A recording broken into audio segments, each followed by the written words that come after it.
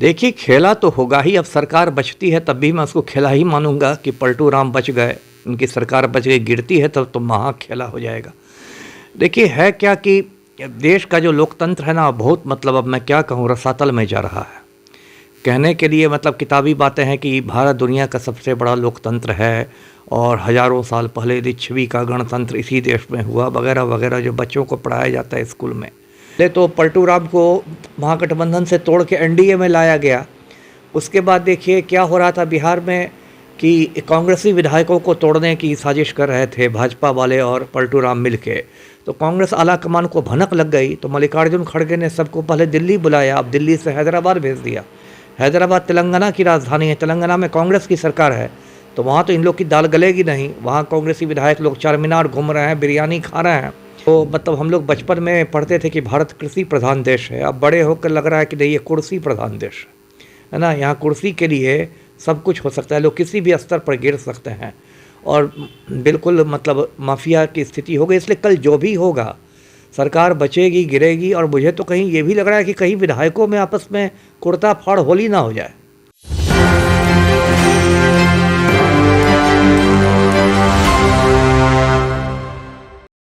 जी नमस्कार, आप देख रहे हैं एक न्यूज़ 94। मैं वेद सिंह। जैसा कि आप सभी को पता है कि बिहार में बहुत ही उथल पुथल मचा हुआ है, क्योंकि कल है 12 तारीख, मतलब कि फ्लोर टेस्ट।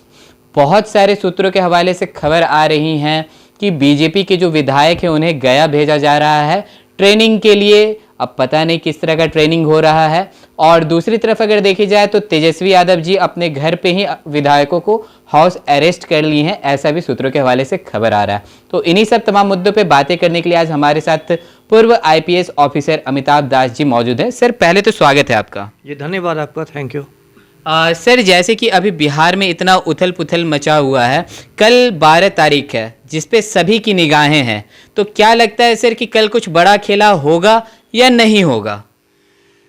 देखिए, खेला तो होगा ही। अब सरकार बचती है तब भी मैं उसको खेला ही मानूंगा कि पलटू राम बच गए, उनकी सरकार बच गई। गिरती है तब तो महा खेला हो जाएगा। देखिए, है क्या कि देश का जो लोकतंत्र है ना, बहुत मतलब अब मैं क्या कहूँ, रसातल में जा रहा है। कहने के लिए मतलब किताबी बातें हैं कि भारत दुनिया का सबसे बड़ा लोकतंत्र है और हज़ारों साल पहले लिच्छवी का गणतंत्र इसी देश में हुआ, वगैरह वगैरह, जो बच्चों को पढ़ाया जाता है स्कूल में। लेकिन आप इसमें क्या देख रहे हैं, व्यवहारिक स्थिति में क्या देख रहे हैं? अब देखिए, थोड़ा बहुत दल बदल और ये सब तो शुरू से होता आया है, लेकिन जब से 2014 से नरेंद्र मोदी और अमित शाह की मतलब हुकूमत है इस देश में, एक प्रधानमंत्री और एक गृह मंत्री, तो इन दोनों ने तो बिल्कुल लोकतंत्र को ये कर दिया है, मतलब मैं कहूँगा कि कलंकित कर दिया है। कितने राज्यों में आपने देखा गैर भाजपा सरकारें गिराई गई। एक नया टर्म आया है, सुटकेस पॉलिटिक्स, मतलब 50 करोड़ 75 करोड़ तक में विधायकों को खरीदने की चर्चाएं आती हैं। फिर उनको चार्टर्ड प्लेन में बैठा के सीधे ले जाया जाता है, बम्बई से असम ले जाया जाता है, जैसे महाराष्ट्र की सरकार गिराई गई थी। फिर वहाँ पर एक रिजॉर्ट में ठहराया जाता है, ठहराया क्या जाता है, कैद करके बड़े से रिजॉर्ट में 5 स्टार होटल में रखा जाता है। फिर सुबह 5 बजे राज्यपाल शपथ दिला देते हैं मुख्यमंत्री। 5 बजे सुबह तो मुर्गा भी नहीं उठा रहता है, मुर्गे ने भी बांग नहीं दिया रहता है, लेकिन भाजपा ही राज्यपाल बांग देना शुरू कर देते हैं और मुख्यमंत्री भी उनके साथ बांग देते देते शपथ लेते हैं। तो एक पूरा पैटर्न हो गया और ये विशुद्ध मतलब माफियागिरी है, माफिया तरीके से ऑपरेशन हो रहा है।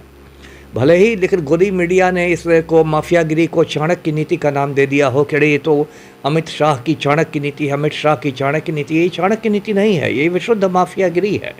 और अभी भी यही माफियागिरी ये लोग बिहार में लागू करना चाह रहे हैं। पहले तो पलटू राम को महागठबंधन से तोड़ के एनडीए में लाया गया।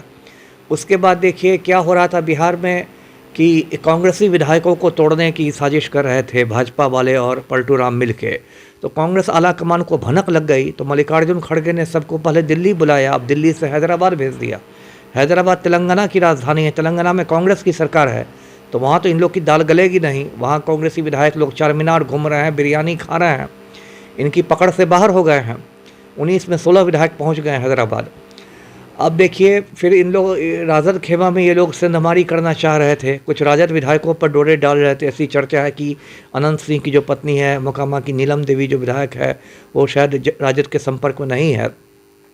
तो कल मतलब ये तेजस्वी ने अपनी किलेबंदी कर दी। जो तेजस्वी का सरकारी बंगला है 5 देश रत्न मार्ग, उसमें राजद विधायकों को, वाम विधायकों को बुला के एक तरह से किलेबंदी कर ली गई है। खबर आ रही है कि सबका मोबाइल भी ऑफ करा दिया गया है।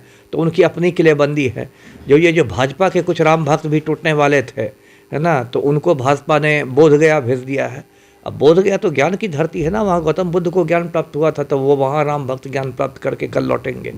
तो अभी मतलब अब मैं क्या कहूँ, जनतंत्र को मतलब हम लोग बचपन में पढ़ते थे कि भारत कृषि प्रधान देश है। अब बड़े होकर लग रहा है कि नहीं, ये कुर्सी प्रधान देश है ना। यहाँ कुर्सी के लिए सब कुछ हो सकता है, लोग किसी भी स्तर पर गिर सकते हैं और बिल्कुल मतलब माफिया की स्थिति हो गई। इसलिए कल जो भी होगा, सरकार बचेगी, गिरेगी। और मुझे तो कहीं ये भी लग रहा है कि कहीं विधायकों में आपस में कुर्ता फाड़ होली ना हो जाए, है ना। होली भी ज़्यादा दूर नहीं है, मार्च में ही, अगले महीने है।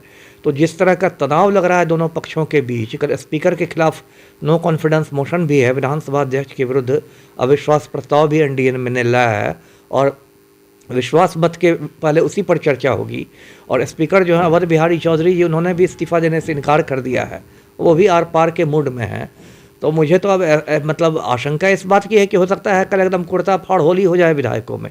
कोई माइक उखाड़ के उसको पीट दे, कोई उसका कागज़ फाड़ दे, कोई उसका गमछा छीन ले, कोई उसकी धोती खोल दे। पूरा अब मैं क्या कहूँ, ये एक बहुत मतलब जनतंत्र के लिए दुर्भाग्य की बात है जी। सर वही मैं, जैसे कि अभी आपने बताया कि एक जगह विधायकों को कैद किया, तो अगर देखा जाए तो तेजस्वी यादव जी जो मतलब लगातार सूत्रों में आके मतलब न्यूज़ में आके लगातार बोला करते थे कि 12 तारीख को खेला होगा, खेला अभी बाकी है।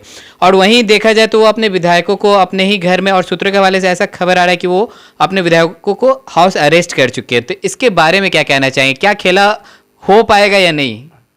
वही कहा ना, ये तो आपने लाख टके का सवाल किया ना। ये तो अब अभी यहाँ शाम के 4 बजे हम कल 12-1 बजे तक पता चल ही जाएगा। इसलिए मैं नहीं कुछ कह सकता पक्के तौर पर, क्योंकि इसमें देखिए आखिरी क्षण तक सौदेबाजी होती है। आखिरी क्षण तक सौदेबाजी होगी। जीतन राम मांझी इधर जाएंगे या उधर जाएंगे, अभी मांझी को भी नहीं पता। वो भी सौदेबाजी में लगे हुए, जिधर से सौदा पट जाएगा उधर चले जाएंगे।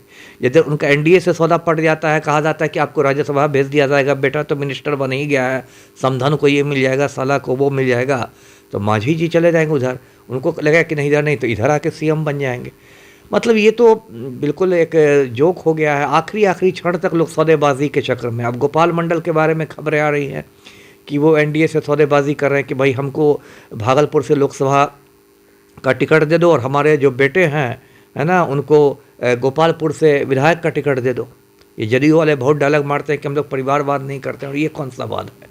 तो देखिए अंतिम क्षण तक नहीं कहा सकता है। आपको याद होगा, मैं दर्शकों को याद दिला दूँ, 1999 में वाजपेयी की सरकार 1 वोट से गिरी थी।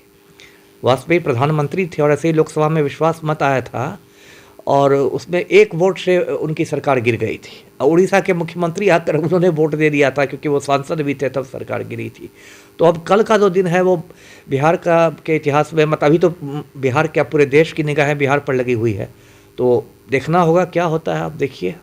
सर तो मेरा आखिरी क्वेश्चन रहेगा आपसे। एक तरफ देखा जाए तो तेजस्वी यादव जी अपने विधायकों को हाउस अरेस्ट कर रहे हैं, जैसा कि सूत्रों के हवाले से खबर आ रहा है, और दूसरी तरफ देखा जा रहा है कि बीजेपी अपने विधायकों को बोध गया भेज रही है।